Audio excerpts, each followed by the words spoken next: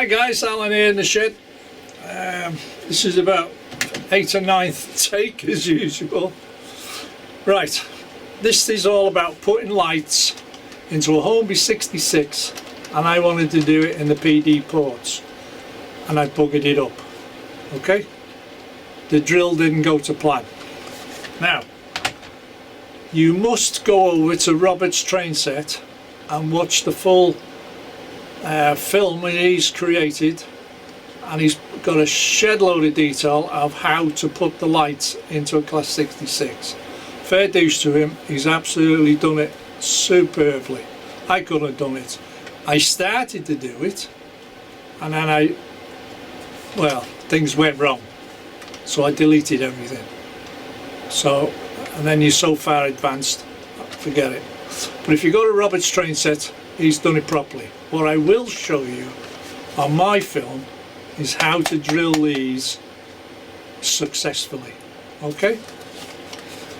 So between me and Robert, we've come up with a Hornby Class 66 lights of how to fit in a safe way, really, or a safer way of just whacking a drill in and away you go. So in the first part of the film, you'll see this running around with lights on it. It's all right while the lights are on, everything's shine up, you can't see the damage, but the moment you turn the lights off, forget it. And I mean, if you look at it, it's wrecked, and it's the same the other end. In fact, it was worse that end. Just the ends all fell apart because you're working with such very small tolerances. But I show you how to do that in the film with a pin drill. Okay, $8.99 from Amazon, no hassle. Simple as well, and you haven't got to go out and buy all sorts of tools or anything. £8.99 Amazon, that's all you need, and a cable tie, that's all you need. It's all explained in the film. Anyway, you'll see this running around with lights, and then we switch over to the Freightliner. Okay, I'll show you that. Basically I just swapped the bodies off one chassis onto the other, and now it's all in place.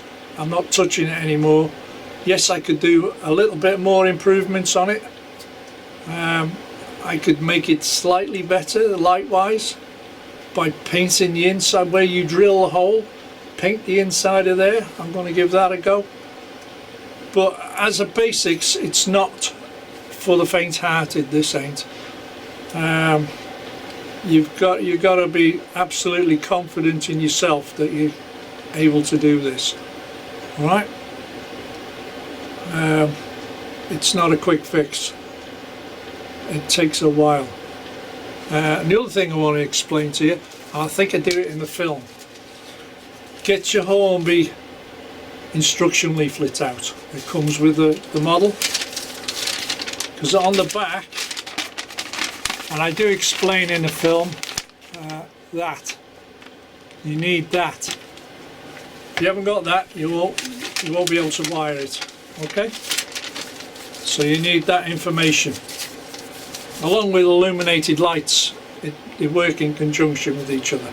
I mean, it's only 3 wires, and the 3 wires, what have I done with it now?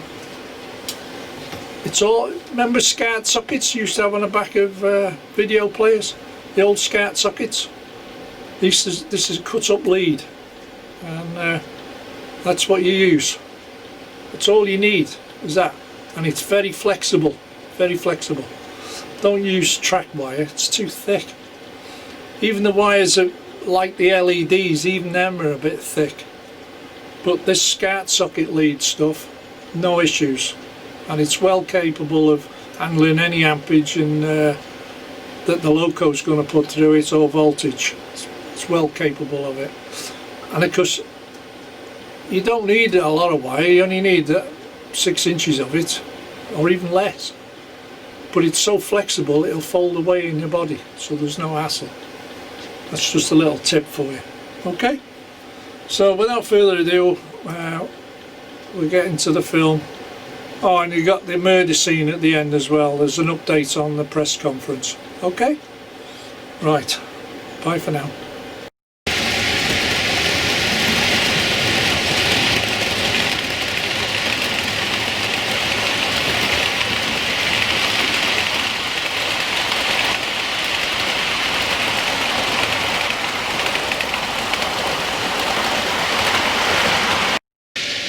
Right, what I'm going to show you now is the PD ports Hornby Class 66 fitted with lights. Okay, there they are coming through. Now, I want to show you the inside and the cock-up I made of it. But as you can see, it's pulling the full container train, so there's no no pulling issues with it. Okay, right, let me show you now if we can get this camera to sit right. There we go. So pull it apart because it's on Hunt's couplings, the Elite. Okay, I didn't drill it too well. I don't want to show you in close-up. It's embarrassing. And again, I made a cock up that end. Okay, so if you're going to drill it, it's not for the faint-hearted. Okay, so let's have a look inside. And you got to be careful now because I've got lights on it, haven't I? So you don't want to be just springing it off. Right. There's the inside. That's the little circuit board that you wire up to your socket. Okay? Now, and that's the speaker there, which is turned upside down, drilled holes in the chassis, turned upside down. Now, as you can see, the wires goes to the light board on the front there, and there's a light board there as well. Okay, which needs moving slightly because I think the body has pushed it. There we go. Now it says in his film to glue it in. Now I found that the light board is let's have a look here. The light board, I needed to file both ends to fit it in because it just drops in behind there. Okay, but and that's the motor there. Okay, so when you're putting this back on, remember you got wires everywhere. It's quite busy in there, and what I've done is put some two-sided tape underneath the circuit board and it sits in there neatly. Okay, now let me explain something else to you.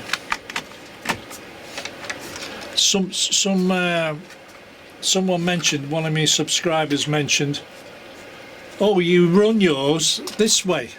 This is the front exhaust end. A lot of people run this end as the front end.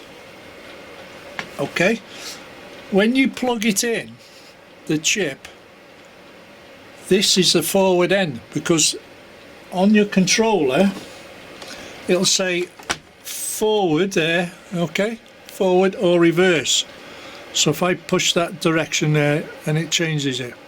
Now, running that way, according to the chip, it's running in reverse. But as a Class 66, it can run either end. There is no number one end. On a Class 68, it tells you on the door number one end and number two end. But I tend to run mine exhaust end, so I put the detailing on that end. I don't have a coupling on that end, only that end. Okay, now the reason I run it that way, and again it's personal preference and trial and error, okay,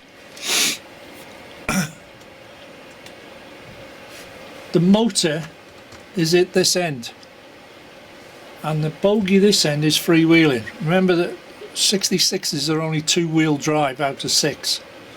You might have 6 axles, but they're only 2-wheel drive with traction tyres. On a Bachmann, it's a 6x6, all 6 axles, all drive. But on a Hornby it's different.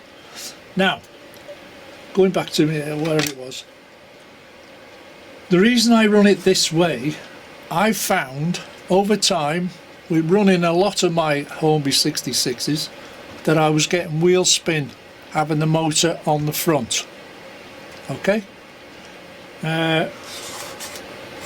so I run it this way and I tend to have less wheel spin. In fact, I haven't noticed any wheel spin going this way having the motor at this end. Don't ask me why. It's one of them things. It's maybe just the way the traction tyres are positioned, or it grips better, because going around in that direction, let's think now, there's a traction tyre and traction tyre, it's opposite sides, yeah, but it's like I said, it's down to you. It's neither here nor there how you do it, but that's the way I do it. It's just somebody mentioned it. I have my motors to the back, so the exhaust's up the front. That's the way I run mine. But like I said, once you plug the chip in, it's in reverse. You can alter it on the CVs if you wish to. That's another ball game. Now, when you come to wire this up, the lighting board, it'll tell you to put it a certain way. Okay. If I get the paperwork out, I'll show you.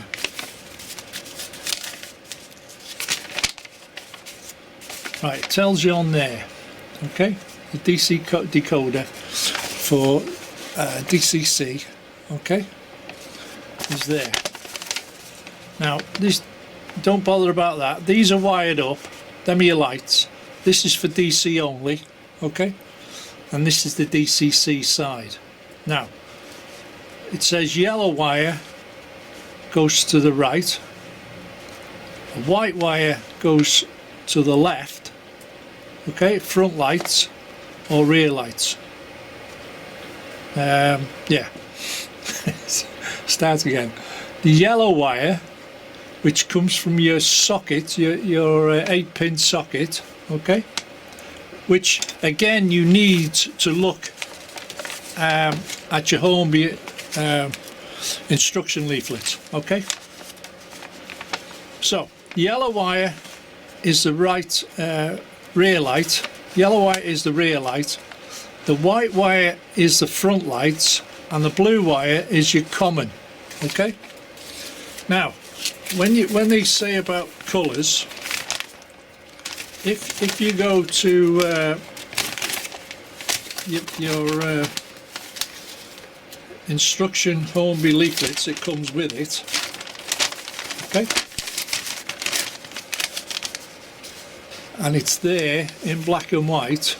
All right, now it tells you here, okay, when setting up the loco lighting, the DC code is connected to the blue tab on the circuit function, commutative positive. So the blue, okay, which is that one there, the blue goes to the pin number 7. Now pin number 7 is down here because it goes 1, 2, 3, 4 to the right to left, and then 5, 6, 7, 8 left to right. So without that you can't wire that up properly because the pins don't go the way you think they're going. So pin 7 is down here, which is the blue wire, so you put the blue wire in there. The white wire is the front lights, which is white wire pin number 2, which is next on the board. It says pin number 1 because that's where you put your orange wire in. It's always a pinky orange, isn't it? Well, pin number 2 is that one there, that's your front light. Is it? Hang on, pin number 2, 4, yeah. Connect the white wire to the decoder or forward light tab, pin number 2. Now it says pin number 2 there. It actually says rear light on pin 2. Okay, and then when it goes to the yellow wire, which is on pin 6 is over here, that says front light. So there's an issue, there's a conflicting issue. That one there, connect yellow tab of circuit connected rear light function. Okay, and connect to pin 6. Well, that says front light. Now, okay, I got mine the wrong way round, as you would. But it's just a simple change over.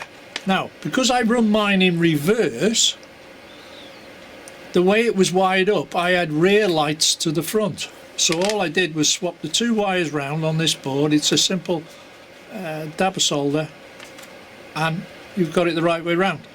And automatically the rear works with the front. Okay, so it didn't matter which way you switched it. Then you had your whatever. If you're going forward this end, it would light up white, and if you went forward this end, it would light up in white, and you'd have rear opposites. But you've got to watch what it says. There's your pins and what it says on there. Like I said, if you get it wrong, you just swap the wires around. Job sorted. Alright, and the other thing I got with it, I've tested it with sound on,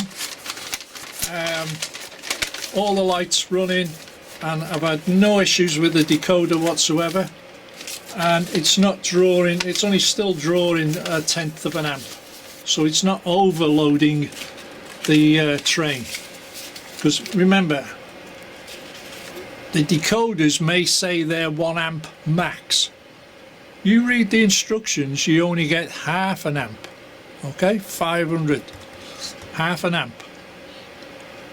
So if it starts pulling more than half an amp, you're going to blow the decoder, because you've got the speaker, sound chip and lights on it. Okay, but I've tested it and I'm only drawing 1/10 of an amp, so there's no issues with that. And if anything goes wrong, well, it should show up on the ammeter. So personally, I do recommend it. Okay, there's no issue with the lights. I like the lights the way they are. They're very nice and bright, and it just looks odd, the extra lights there, you know. You got to get used to it. The only other thing is I've sent for a pin drill. Okay, now the pin drill, just watch what you're buying when you're buying pin drills. Okay, now I used one of these to drill my train because I haven't got anything else. So I took the risk. I did it on the test body I got. No issues. When I come to do it with this, it was a softer plastic, because the plastic is newer, or they've used a different polymer or whatever. The plastic wasn't as hard as the other older body. So as I drilled in, the drill starts moving about, and I broke the area. So I have no issues about that. There's no worries about that. It's only a cheap body, and if they made spares, I'd go and buy one tomorrow. So I've sent for a pin drill, and I'll do the pin drill test on another one, which was only £8.99 delivered from Amazon, and it comes with 48 drills, and it goes from the size of a pin up to about 2.5mm, 3mm. But for £8.99, it's worth it. So what I'm going to do in the future is have a go at drilling the holes, the lights cluster, with a pin drill, which I should have done in the first place. But as far as I'm concerned, that's okay. So I can recommend the lighting system. It works perfectly, as you will see in demonstrations. So there you go. Alright, I can't say I'll do any more than that without you doing it yourself. But it's not for the faint-hearted. Okay, Just follow the instructions and you should be okay. Alright? Now, at this point of the film, you've just seen the PD ports, and you may have seen in a close-up, not too close because I'm embarrassed with it, the outcome of it. It worked perfectly, as you can see. All the lights work and everything. I can't fault the actual lighting system. That works. It's just drilling the body. So you'll see the damage on the front and the mess I made of it. Well, at this point of the film, I will now show you doing it on a Freightliner body and the method and how I went about it. The full how-to. It's a thing I come up with. It's just something in the middle of the night you're thinking about it and that's a good idea, I'll give it a go. And I did it. But in hindsight, I didn't have the right tools in the first place. I had no idea what I was doing. So it was a bit hit and miss. And the hit and miss didn't work. As I showed you originally, I did that straight off. With the big drill. And I was quite impressed because it come out near enough perfect. I could have put this body on, to be honest, but I just didn't want another EWS at the moment. I wanted the PD ports, so I used that as a practice, and then went and knackered it all up, didn't I? So I'm not upset over it. I'm disappointed that it didn't work. But what it did do, some of the plastic was soft and the drill snatched, and that's why it broke. So the method I use now, I'm going to show you, is with the Freightliner body and how I went about it, and it worked, and I've swapped it over since then, which you'll see in the film. Okay? Right, for the purpose of this demonstration, this is a trial and error. Never did it before. It's just something I've come up with, an idea. Right, by using the big Black & Decker drill, I knackered up the lights on the PD ports, which I'll show you now. So what I went and did is bought this pin drill, and it come with 48 drills, right, from Amazon. Sorry about that, the computer's firing up. 48 drills. I'm not sure on the sizes, to be honest, but I think it goes from 0.25 up to about 2.5 mil drill bits. Anyway, and you get 2 or 3 of each. So there's 48 drills in there, plus your drill pin vice drill. Okay. So this job should make it quite easy. £8.99. Free delivery from Amazon. Up to you whether you use it or not. Right. What I want to show you here is the body. Now, I've drilled 2 holes through the frame, put a cable tie on there to hold the body into place, yeah? That gives me a firm surface, and the cutting mat is tight up underneath the lights that you need to drill out. Okay, so what I will do is start off with a very, very fine drill in this pin drill.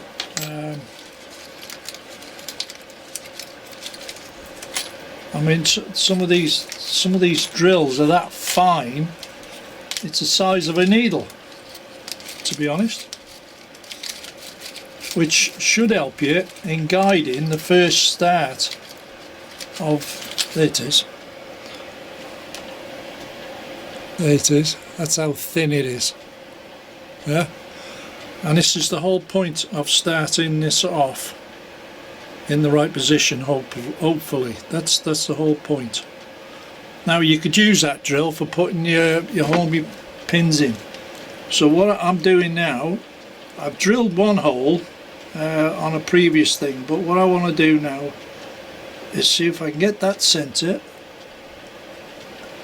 and the old man here is, and I can push down a little bit on it to try and get it into place. Now it keeps going off, see, it keeps going off centre. Now if I can get it to start in the centre,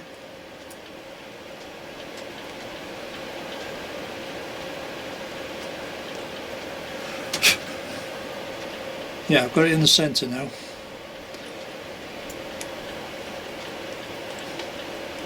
If I can get this hole to start in the centre, this way I can put a little bit of pressure on it. There we are, we're through already. Yeah? And that's not too bad, that. So I'll take that out. Where's my measuring device? I had a measuring device here somewhere. Not the ruler. Where's my measuring device? I never have it when I want it. There it is. I just want to make sure, because you don't want to go any bigger than 2mm. Okay? So, let's open this up. Let's have a look here.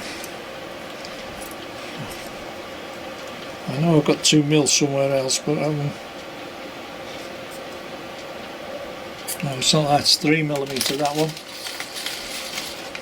That looks more like a 2.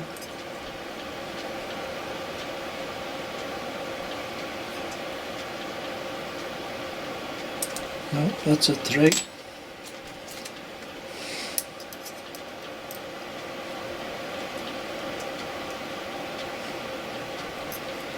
That's zeroed out.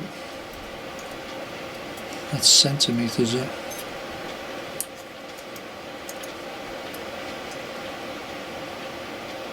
That's 2.5.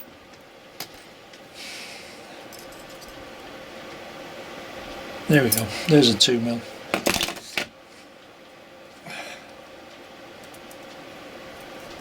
It's only you just don't want it too big, that's all. Right, so the one I've just drilled out, I am now going in with the 2mm drill, and it's cutting quite sharply, and the tool's moved as I'm through. Do the other one with the 2mm. There we go.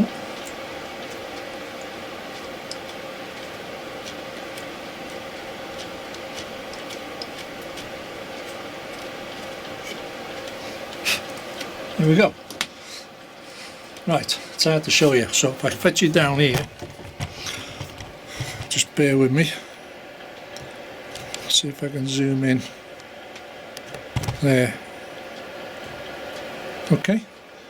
There's the 2 holes, right? What's got to happen? The whole point of this, doing this at 2mm, the kit comes with lenses. Okay. Let me get one out. So let me back it up a bit.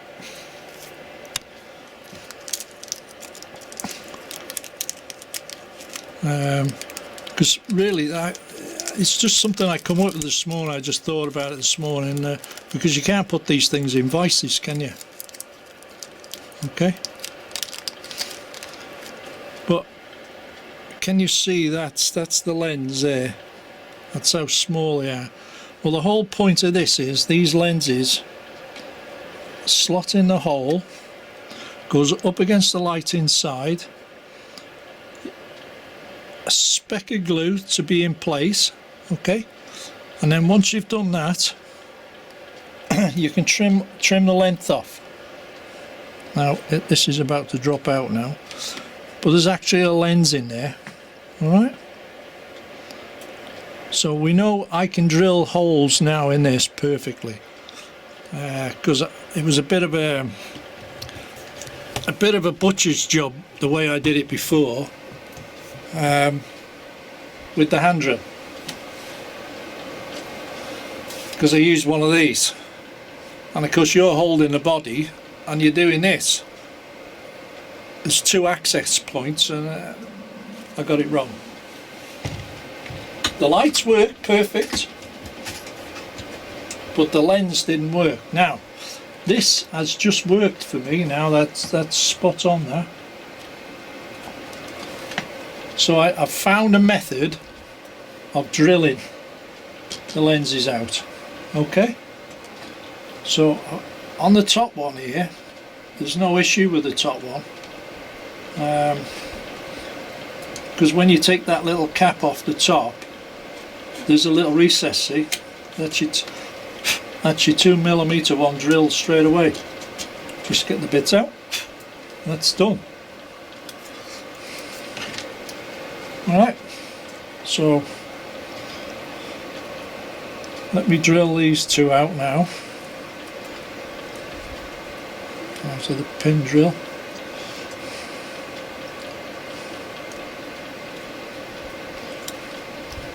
Keep them quite short in your drill, otherwise if you move, you'll end up breaking them. So backing them in. Right guys, 2-3 minutes later,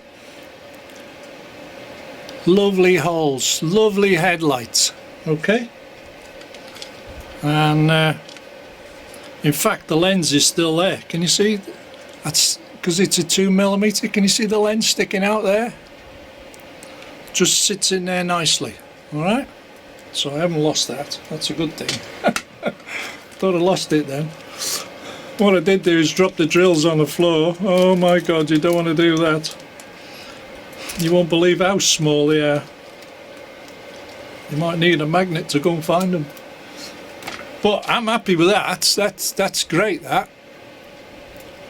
So I'm going to have a go if I can unglue the PD ports, put the Freightliner on instead,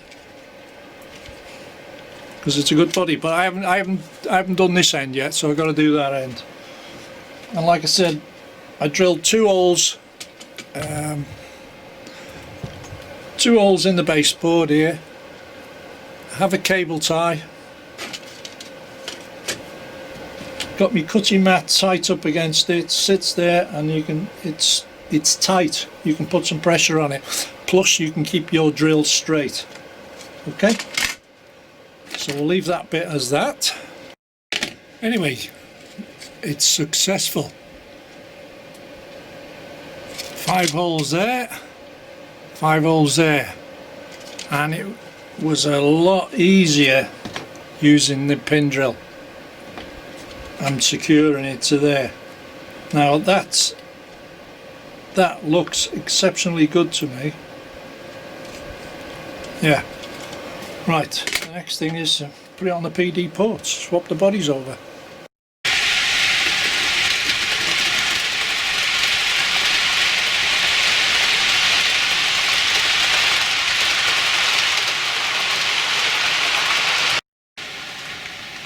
What I'll do now is stop the train over there somewhere.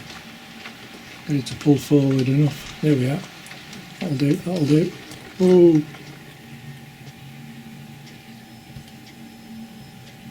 There's your reversing lights, rear lights I should say. And now put the forward lights on. And rear lights. Okay? So that's that end. And I'll fetch it round and show you the front end coming through the tunnel.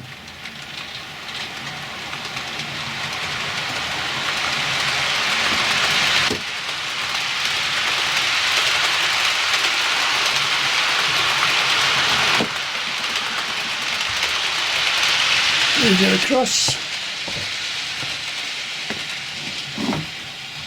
Should be able to slow this down now, so when it comes out of the tunnel should be able to. There she is from the other end. Okay. Like I said, if I stop it, change the light direction, there's your rear lights. Okay, if I zoom in, Right. There's your rear lights, forward lights, and away we go.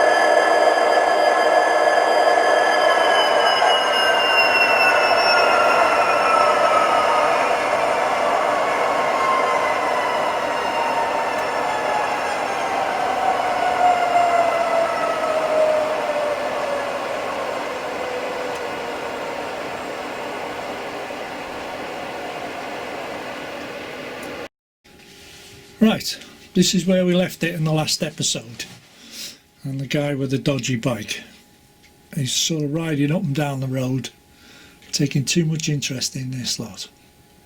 Right, as he rides out of shot. Now, what happened in the press conference, as you can see, which is going on now, the vicar's wife has got a bit of a fetish. Yes, dear, she's got a bit of a fetish. Now, don't get excited. She's a bit of an exhibitionist. And it turns out that the vicar's wife is the flasher. And she gets it in her little head that she must go out and do these things. Okay? Now, if you remember, she started off on the footbridge on the station platform. She was flashing to the trains going by and the people on the platform, and then she would disappear. And then after that, she appeared on the top line, doing a bit of flashing above the farmer's cottage. And the third time she appeared, she was in back of a brake van, if you remember, and she was exciting a few people on the upper platform, as well as the signal box man on the outside there. Now, it turns out that she was in the back of the brake van at the time of the alleged murder stroke whatever it was incident, and she's been interviewed for quite a while, and it's took some how do you put it, it's took some proving. Anyway, it just happens that somebody photographed her and it had a date stamp on the camera, so that was a airtight alibi. So who is this guy on the bike That's what we want to know. He's taking far too much interest in all this. Is he MI5, MI6, or an undercover journalist? Or is he a serial killer? We will have to wait and see for the next episode.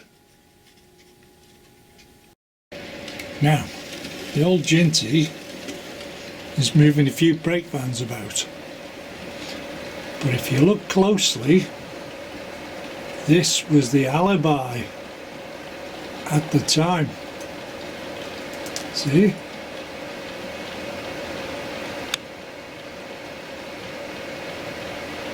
She was giving it some across the platform.